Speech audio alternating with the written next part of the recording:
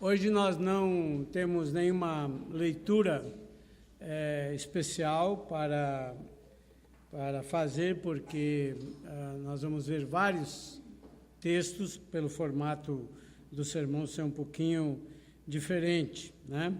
Essa mensagem foi publicada na internet, na terça-feira eu publiquei essa mensagem na internet, e foi com grande alegria hoje que no fim do dia do domingo eu pude ver que quase 450 pessoas haviam lido essa mensagem, 240 e poucos só hoje, né?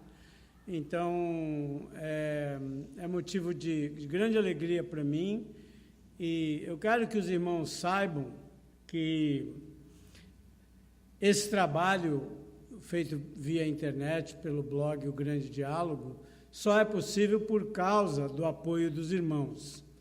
Eu não sei quantos aqui têm orado pelo meu trabalho, mas agradeço a cada um de vocês, mas certamente é o sustento dos irmãos em ajudar a me sustentar, que tem permitido que eu dedique mais ou menos 1 hora por dia para preparar e publicar essas mensagens, né? Essa semana nós completamos 1.600 artigos publicados, né? Então, isso foi uma vitória muito grande, porque eu recebo muitas críticas, o pessoal desce o porrete mesmo, né? Falam mal, inclusive, da minha falecida mãe. Esses aí eu não gosto muito, mas outros que me criticam de maneira que dá para a gente dialogar e responder, a gente responde. Então, hoje eu quero falar, e até brevemente, não quero nem me alongar muito, porque o tema é bastante conhecido dos irmãos, né? Mas eu quero falar sobre a singularidade da ressurreição de Jesus, né? Como vocês sabem, não há nenhuma outra pessoa na história da humanidade que tenha ressuscitado dentre os mortos, né? Há muitos que morreram e voltaram a viver, né? E a gente chama isso de ressuscitação, né? Muitos são ressuscitados através da ação dos intensivistas aí, das UTIs, móveis e tudo mais, até mesmo dessas ambulâncias especiais aí, onde o indivíduo para realmente de respirar, o coração para de bater e a pessoa é trazida de volta à vida. Isso se chama de ressuscitação. E tem esse nome porque a pessoa que passa por essa experiência, ela volta a morrer novamente. Não imediatamente, mas depois de algum tempo ela volta a morrer de novo. No caso de Cristo, nós não tivemos uma ressuscitação, nós tivemos uma ressurreição. E a ressurreição é um caso singular, Cristo foi a única pessoa que experimentou isso. Aí nós vamos ver o grande privilégio que isso representa para nós, os crentes. Cristo experimentou essa ressurreição, que indica rigorosamente uma coisa mais importante, significa muitas coisas, mas significa uma coisa mais importante, que é a seguinte: Cristo não morre mais. Amém? Amém. Cristo não morre mais. E então nós vamos ver as implicações também do fato dele estar vivo, o que isso implica para nossas próprias vidas, né? Então, como a nossa igreja ela teve início no mês de julho do ano 2005, em 2005 nós não tivemos o nosso sermão da ressurreição, né? Porque quando a igreja começou, a ressurreição já tinha passado, já tinha ficado para trás. Mas, nesses 10 anos, que estamos prestes a completar, né? Agora estamos antecipando a 10ª mensagem da ressurreição, antes do 10º aniversário da igreja, né? Nós vamos fazer 10 ou 11 anos? 11 anos, né? Oi? Estava grávida do Mian, quando vocês... Nós vamos fazer 10 anos, Vinícius? 10 anos. 10, ok. 10 anos, Eu tenho algumas dúvidas na minha cabeça, mas é porque eu tenho uma cabeça de bagre, então, mas não tem importância. Então, a ressurreição, nesses 10 anos, ou 9 anos para trás, a gente sabe que ela pode ser vista sob diferentes aspectos. Se vocês pudessem ir hoje em 5 igrejas diferentes, vocês provavelmente ouviriam 5 mensagens abordando aspectos diferentes desse grandioso fato.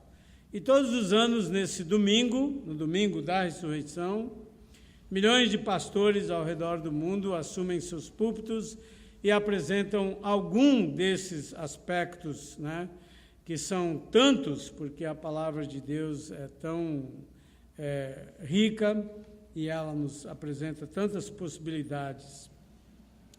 E não será diferente conosco hoje à noite, né? Apesar de termos algumas famílias viajando, nós ainda assim estamos com a igreja bastante cheia e queremos dar graças a Deus pela vida de cada um de vocês. Sejam bem-vindos no culto da ressurreição do Senhor da Igreja Presbiteriana Boas Novas, né?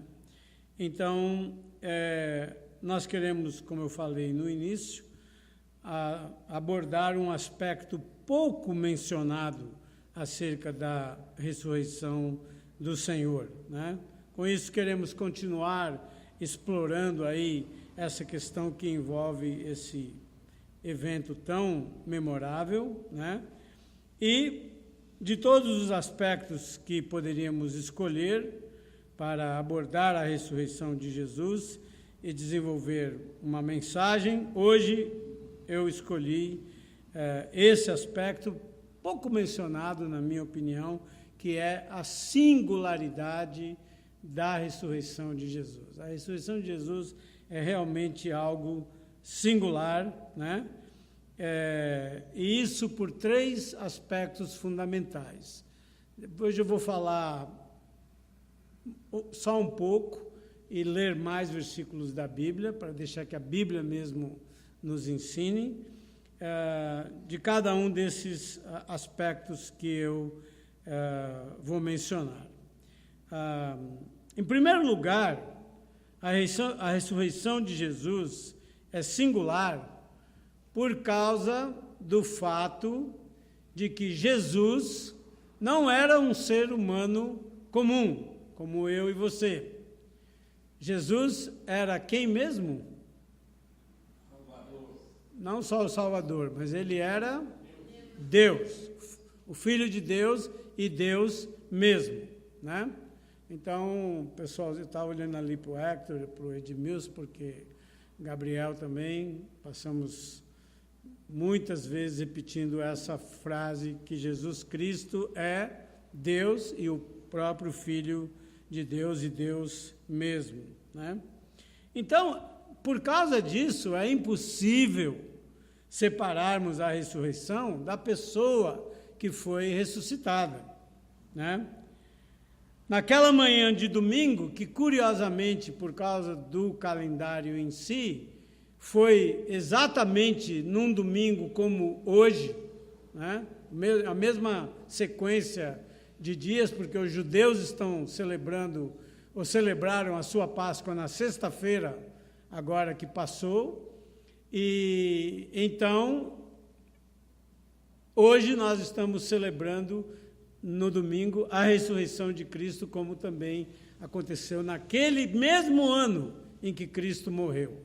Os judeus celebraram a Páscoa na sexta-feira e Cristo ressuscitou no domingo. Então, por uma mera coincidência de datas, né, que deve ocorrer periodicamente, é exatamente nesse mesmo dia, né, em que a ressurreição do Senhor aconteceu. Dentro desse esquema, não nesse dia, porque a marcação dessa data é ainda baseada na contagem do tempo pelas fases da Lua, e é por isso que essa festa acaba, às vezes, sendo no começo de março, em meados de março, no final de março, no começo de abril, depois volta para o começo de março, porque está baseado no ano lunar e não no ano solar, né? Mas, para nós, isso não faz nenhuma diferença. O que importa para nós é que Cristo ressuscitou. Amém. Né? E entre os irmãos da Igreja Ortodoxa, nós nos saudamos nesse domingo de manhã, no domingo da ressurreição, com as palavras Christos Anestes, né, que quer dizer Cristo ressuscitou. Um diz para o outro e o outro responde alicinos anestes, verdadeiramente ressuscitou. Vamos ver se vocês aprenderam. Cristo ressuscitou, verdadeiramente ressuscitou. Então eu digo, Cristo ressuscitou. Verdadeiramente ressuscitou. Muito bem. Os irmãos agora estão... Oi? Exatamente. Hoje falamos de manhã e estamos falando novamente à noite, né? Então, naquele domingo de manhã, não foi um ser humano qualquer que ressuscitou, como Lázaro, por exemplo, pois a pessoa que ressuscitou era o próprio Filho unigênito de Deus. E durante o seu ministério, Jesus reivindicou várias vezes ser Filho de Deus, né? E o próprio Deus.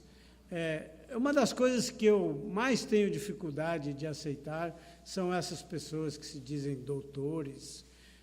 Normalmente são doutores em arquitetura, doutores em literatura, doutores tem um judeu aí que é jornalista investigativo, e um monte de bobagens assim, e que vêm e fazem afirmações categóricas. Nunca leram a Bíblia, nunca leram o Novo Testamento, nunca leram sequer os 4 evangelhos, mas eles afirmam o seguinte: Jesus nunca fez qualquer afirmação de que fosse Deus, de que ele era Deus.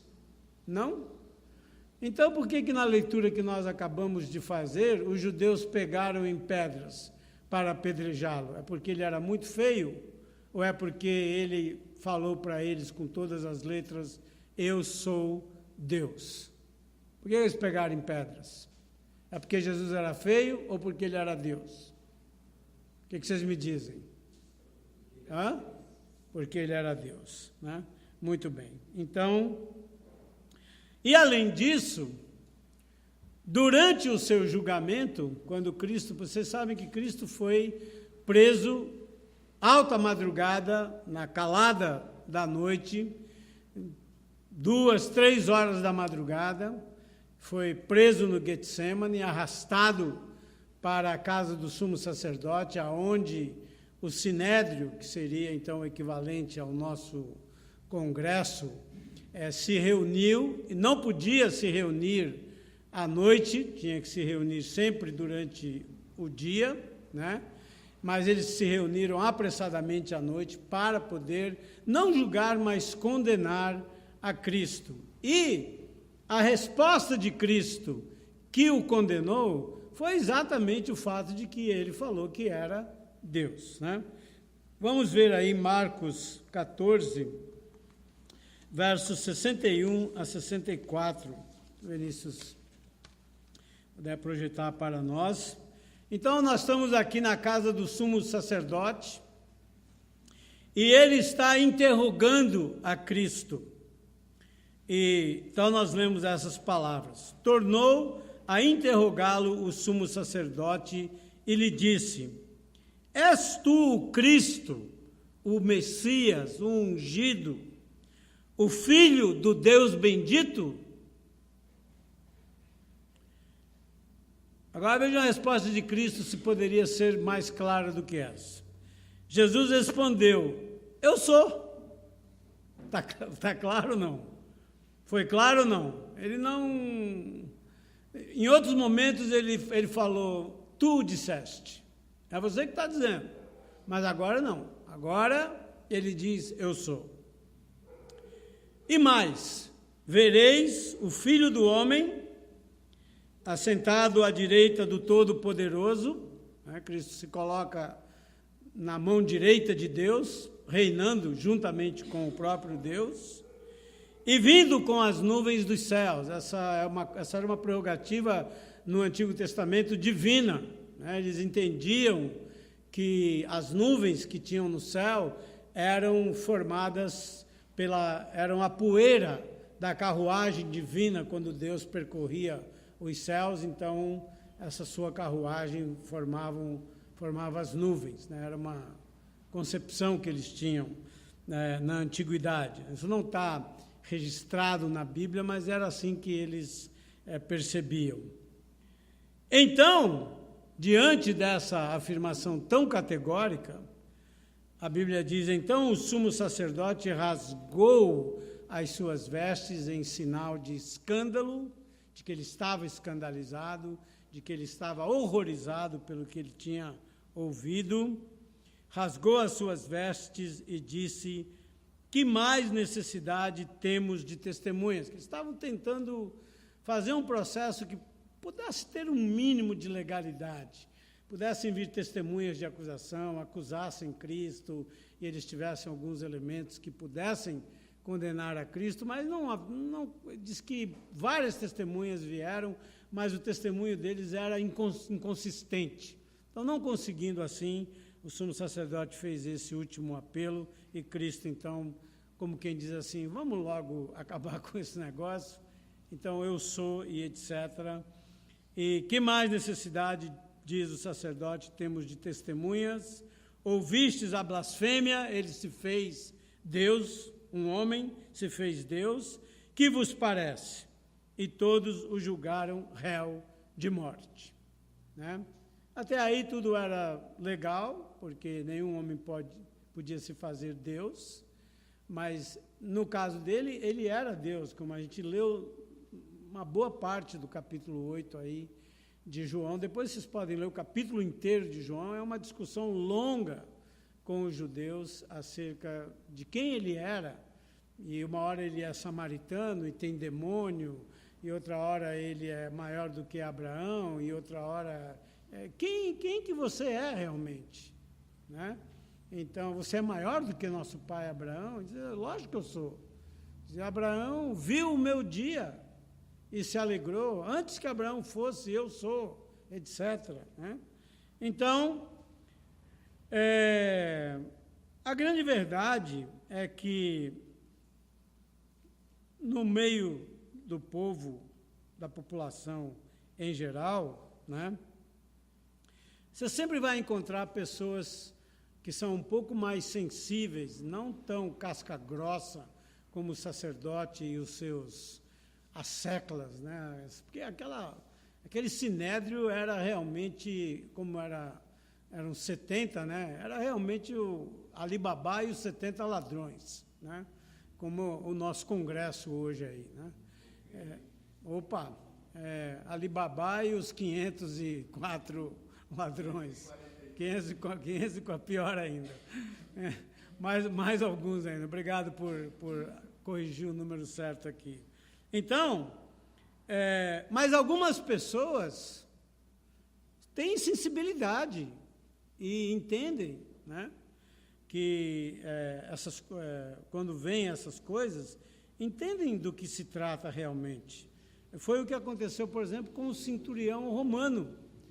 Havia um centurião romano, chefe do grupo de soldados encarregados de crucificar a Cristo, que subiu até o Monte Calvário, estava junto com os outros soldados ali, e quando ele viu como o céu escureceu ao meio-dia e houve trevas sobre a face da terra por 3 horas, enquanto Cristo agonizava, né, pendurado na cruz, e depois, na hora que ele proferiu as suas últimas palavras, quando ele disse, tenho sede, e depois, Pai, nas tuas mãos eu entrego o meu espírito, para em seguida dar o seu brado final, está consumado, e aí entregou o espírito, né? Então, vejam o que aconteceu nessa hora com esse homem, com esse centurião. Marcos 5:39, diz assim, o centurião que estava em frente dele, o centurião estava aqui embaixo, olhando para Cristo, vendo que assim expirara, ou seja, que Cristo morreu quando quis morrer. Ele não morreu por causa do sofrimento, ele não morreu porque por causa das feridas infligidas, ele não morreu porque tiveram que quebrar uma das pernas dele, como era comum fazer. Ele morreu quando ele quis morrer. Em tuas mãos eu entrego o meu espírito, né? Então, quando esse centurião viu todas essas coisas, ele foi movido profundamente no seu interior e disse o seguinte, verdadeiramente, esse homem era o Filho de Deus. Tão diferente da atitude do sumo sacerdote, né? Para o sumo sacerdote, a afirmação de Cristo era uma blasfêmia. Para o centurião, a morte de Cristo era uma prova contundente, sem dúvida, de que ali estava o Filho de Deus. E nós cantamos da morte, cantamos da ressurreição, e também o Novo Testamento assim faz. Fala da morte, mas nos diz que o ponto central de toda essa história não é o que aconteceu na sexta-feira, mas sim o que aconteceu na manhã de domingo, porque sem a ressurreição, a cruz não teria tido nenhum valor. A morte na cruz não teria tido nenhum... É a ressurreição, quando Deus traz Cristo de volta para a vida, que vindica, justifica, defende o que Cristo fez na cruz. Aí ninguém pode dizer que o que Cristo fez na cruz não tem valor, porque, na realidade, o próprio Deus viu valor naquilo ao ressuscitar Jesus dentre os mortos. Como a gente lê, por exemplo, Paulo foi um dos que falou sobre isso em Romanos 1, 3 e 4. Ele diz assim, com respeito a seu filho, o qual, segundo a carne, veio da descendência de Davi, e foi designado Filho de Deus com poder. Como é que ele foi designado? Segundo o Espírito de Santidade, pela ressurreição dos mortos. Quem é esse indivíduo? A saber, Jesus Cristo, nosso Senhor. Que Deus possa ser glorificado. O apóstolo Pedro também reconhece essa singularidade ao afirmar o seguinte em Atos 2, 31 e 32, ele diz assim, prevendo isso, referiu-se à ressurreição de Cristo, que nem foi deixado na morte, nem o seu corpo experimentou corrupção, a esse Deus ressuscitou, do que todos nós somos testemunhas. Cristo foi visto por todos os apóstolos, foi visto pelas mulheres, foi visto por diversas pessoas. No fim, o apóstolo Paulo diz, até mesmo ele se mostrou a mim, já glorificado, mas, segundo as estimativas de Paulo, cerca de 500 pessoas viram Cristo ressuscitado.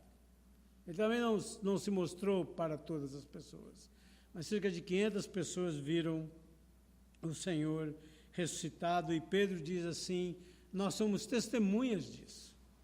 E esse foi um negócio tão profundo, né? Porque alguns dizem assim, não, eles acharam que Cristo ressuscitou, eles inventaram que Cristo ressuscitou e tal. Mas a minha pergunta é, quantos de nós estaríamos realmente dispostos a sofrer, e inclusive morrer, por causa de uma invencionice, de uma mentira, de algo que nós sabemos que não é verdade, né? Então, os apóstolos, até onde nós sabemos, todos eles foram martirizados. Por causa do quê? Por terem ido lá, roubado o corpo de Cristo e depois dito para todo mundo que ele ressuscitou. Não faz nem sentido. Eu poderia até dizer que um ou dois mais fanáticos pudessem fazer isso, mas todos eles, né, eles são testemunhas da ressurreição de Cristo. Então, em primeiro lugar, a ressurreição de Cristo é singular porque Jesus é Deus. Em segundo lugar, a ressurreição de Jesus é singular por causa da morte que ele experimentou. Não foi uma morte também comum. Vejam que a ressurreição é singular, a morte dele também é singular, né? Então, a morte de Cristo também é um evento singular. Por quê? Porque na cruz de Cristo nós temos o seguinte, nós temos um homem santo, absolutamente sem pecado, que morre por causa dos pecados dos outros, como o Thales leu aqui em Isaías 53, ele foi traspassado pelas nossas transgressões, moído pelas nossas iniquidades e etc., né? E Paulo define, ou encapsula, vamos dizer assim, muito bem essa verdade em 1 Coríntios 5,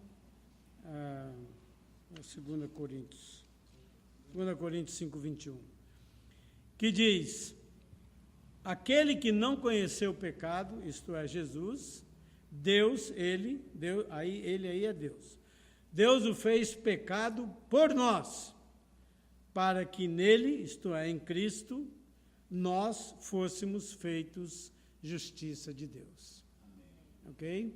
Esse tipo de morte que Cristo sofre, ele sofre de maneira singular também. Ele não sabia o que era pecado, mas Deus o fez pecado. Jesus ficou tão carregado com os nossos pecados, né, que houve uma hora em que o próprio Pai o permitiu que ele experimentasse as consequências do que era sofrer eternamente por causa do pecado. Essa foi a hora em que Cristo clamou na cruz as palavras que os evangelistas registram em aramaico, Eli, Eli, ou Eloi, Eloi, lama sabachthani, né? Que são retiradas do início do Salmo 22, Deus meu, por que me desamparaste? Né? Mas isso tudo aconteceu por causa do nosso pecado.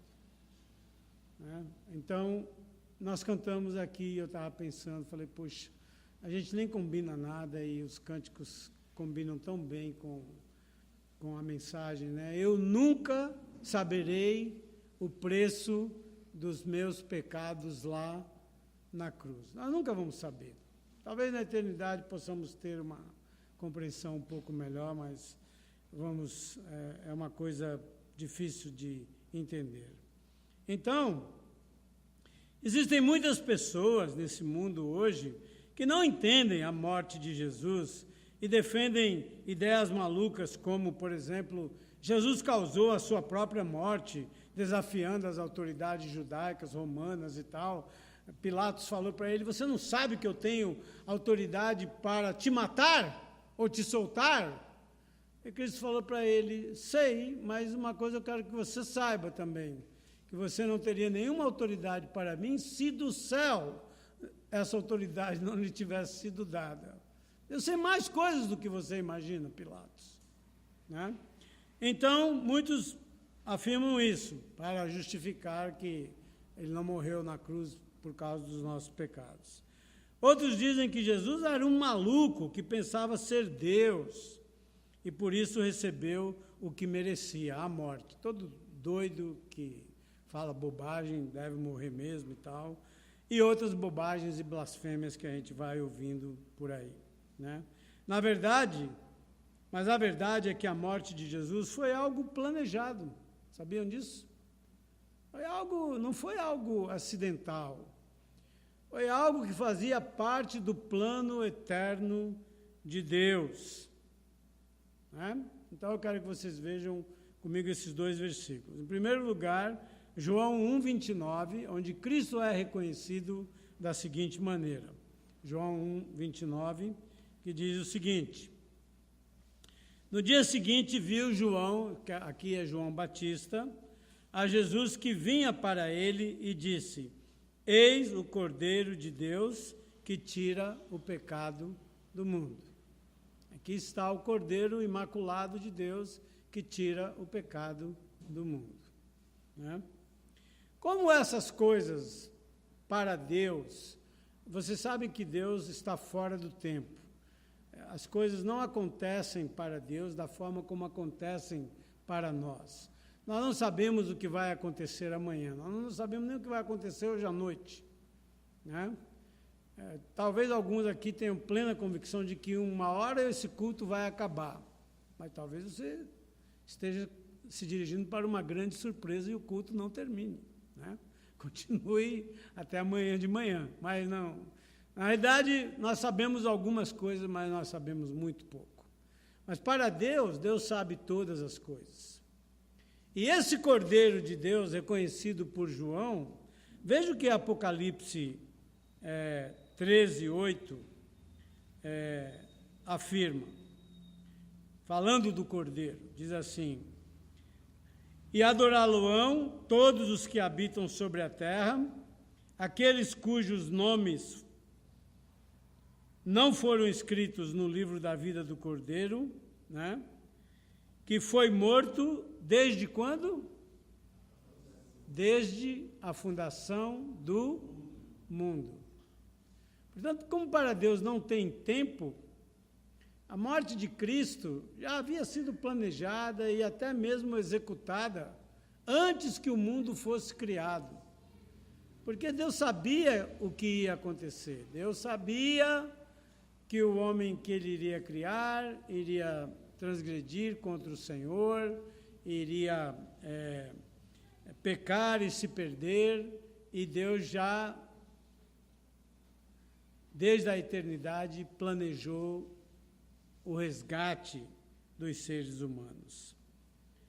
A morte de Jesus durante a celebração da Páscoa pelos judeus, né, acabou abolindo definitivamente tanto o festival judaico, a Páscoa, né, quanto o seu significado. Nós, como crentes, não celebramos a Páscoa. Nós celebramos a ressurreição do Senhor. É isso que nós celebramos. Nós não celebramos a Páscoa. Alguém aqui foi liberto da escravidão no Egito? Não. Não. Então, nós não temos nada a ver com Páscoa judaica, né? E Paulo diz o seguinte em 1 Coríntios 5:7. Vamos ver aí. Alimpai-vos, pois, do fermento velho, para que sejais uma nova massa, assim como estáis sem fermento, porque Cristo, a nossa Páscoa, foi sacrificado por nós, né? E como a Bíblia diz que na Páscoa judaica o carneiro sacrificado não deveria ter nenhum de seus ossos quebrados, Cristo também morre na cruz sem ter nenhum de seus ossos quebrados. Os outros dois ladrões, porque estavam vivos ainda e já era muito tarde no dia, para apressar a morte, tiveram os seus joelhos quebrados para que pudessem morrer, mas Cristo já havia morrido horas antes por conta própria, por vontade própria, né? E em terceiro e último lugar, a ressurreição de Cristo é singular, porque é algo sem precedente. Nunca antes nem depois da história da humanidade nós tivemos alguma coisa semelhante ao que Cristo passou. Jesus não foi apenas ressuscitado dentre os mortos, né? Que outras pessoas, como nós falamos, Lázaro, a Bíblia menciona também uma mulher chamada Dorcas, tem também a filha de Jairo, tem também aquele menino que adormeceu ouvindo Paulo pregar, porque Paulo se estendeu a madrugada inteira pregando, e o menino adormeceu, ele estava sentado no parapeito do segundo andar, e ele caiu, né? E morreu, e Paulo então trouxe ele de volta à vida. No Antigo Testamento nós temos Elias, Eliseu ressuscitando pessoas mortas e tal, mas o que identifica ou une essas pessoas é que todas elas voltaram a morrer de novo, né? A filha de Jairo, Dorcas, Lázaro, etc. Mas Jesus não. Jesus experimentou a ressurreição com um corpo glorificado, uma transformação no seu corpo. E isso significa duas coisas muito importantes para nós, que temos a promessa de que um dia também teremos esse corpo mortal revestido de imortalidade, né? Para encher nosso coração de esperança, de alegria, né? A primeira coisa que eu quero destacar aqui nessa ressurreição de Cristo, que é diferente das outras, está em Romanos capítulo 6, verso 9, vocês podem marcar aí, que diz assim: sabedores de que, havendo Cristo ressuscitado dentre os mortos, já não morre, a morte já não tem domínio sobre ele. Amém? Amém. A morte não tem mais domínio sobre Cristo. Acabou. Cristo não morre mais. E Jesus é considerado como aquele primeiro fruto, sabe? Quando você vai na árvore e você, vamos dizer que você vai na mangueira e você vê aquela primeira manga que está madurinha, que está pronta para ser colhida, é o primeiro fruto, e você colhe aquele primeiro fruto, mas você sabe que muitos outros frutos virão depois, né? A mangueira não dá só uma manga, ela dá várias mangas, como a mexeriqueira, e a jabuticabeira, então, vixe, né? Então, não dá só uma jabuticaba, né? Mas Cristo é o primeiro fruto dessa ressurreição. Porque vejam o que Paulo diz em 1 Coríntios 15, 23. Ele diz assim: olha, tudo isso tem uma ordem em que as coisas precisam acontecer. Por isso que ele diz assim: cada um, porém, por sua própria ordem. Cristo, as primícias. Cristo foi o primeiro a ressuscitar dos mortos sem poder morrer mais. Depois virão os que são de Cristo na sua vinda, né? Então, a promessa que nós temos do Senhor é essa: nós vamos ser ressuscitados com um corpo glorificado e a morte não terá mais domínio sobre nós. Por isso que diz assim: aonde está, ó morte, o teu aguilhão? Né? Onde está, ó morte, o teu poder? Tragada foi a morte pela vitória de Cristo. Né? Então vamos concluir. A ressurreição de Jesus precisa ser bem entendida por todos nós, porque é baseada na sua ressurreição que nós também seremos todos ressuscitados. Então, a ressurreição é singular, porque Jesus é Deus, é singular porque a morte que ele morreu foi singular, e é singular porque é única e nós temos a promessa de ter uma ressurreição igual a dele. Então vejam, para o consolo e deleite de vocês, para que possam se alegrar e dormir em paz essa noite, né? Se for deitar a sua cabeça no travesseiro, eu quero que você lembre desse versículo, João 14, 19, que diz: ainda por um pouco e o mundo não me verá mais. Vós, porém, me vereis, porque eu vivo, vós também me vereis. Isso que arrepia a gente, né? Né, Rosa? Poder deitar a cabeça e dizer assim, se me acontecer alguma coisa durante o sono, eu vou acordar na glória eterna, porque o Senhor prometeu, porque eu vivo, vós também vivereis. Essa promessa que só os crentes têm, promessa da vida eterna com o Senhor. Essa gloriosa esperança deve então encher todos os nossos corações de alegria indescritível e de uma paz que excede todo o entendimento, como o apóstolo fala. Isso é muito confortador para nós, mas extremamente perturbador para aqueles que não conhecem ou não entendem essas verdades. O ímpio, o incrédulo, ele fala um monte de coisas, porque ele está perturbado, ele não tem paz, ele não sabe o que vai acontecer com ele. E se você morrer hoje, o que vai acontecer com a sua alma? Eu não tenho alma. Né? Não, a gente morre e acabou. Vai para o cemitério e acabou. Não é bem assim, não, porque Jesus voltou dos mortos e falou, olha, tem uma vida depois da morte. Jesus é a maior prova disso, né?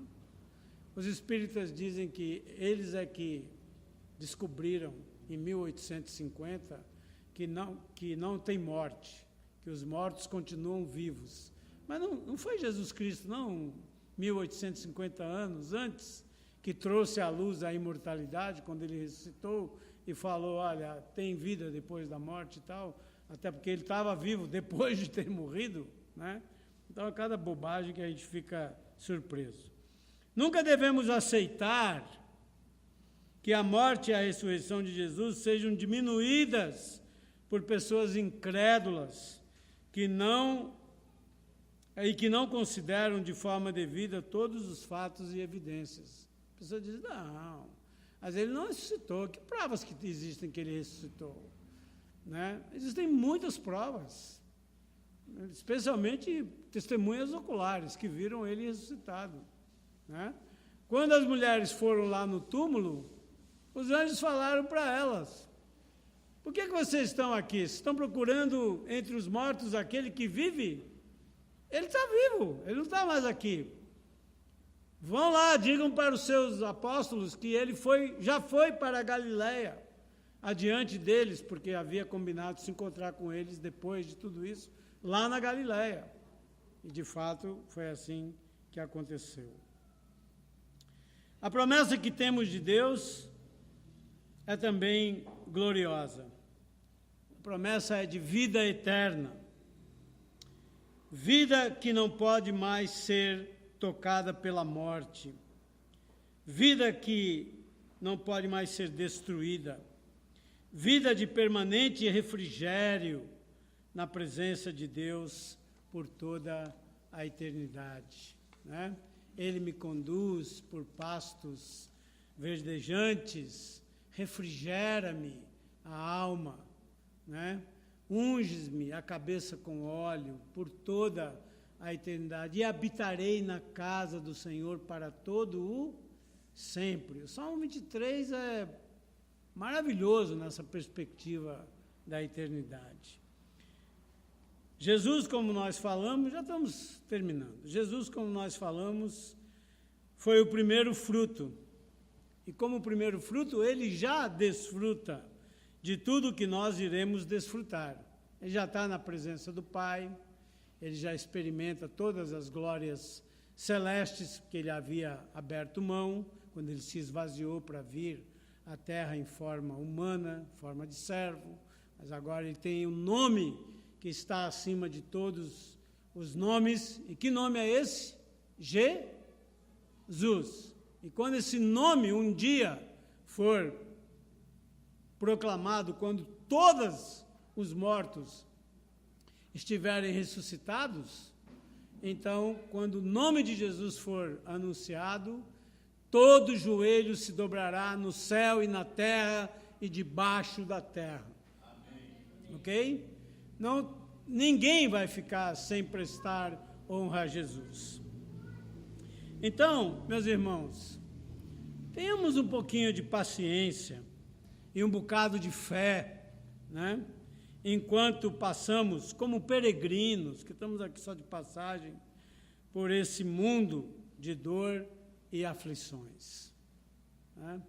Hoje de manhã eu estava brincando com a Aldete, porque estávamos indo embora para casa, ela falou assim, eu queria dizer para você que eu gostei muito da aula da escola dominical hoje, né?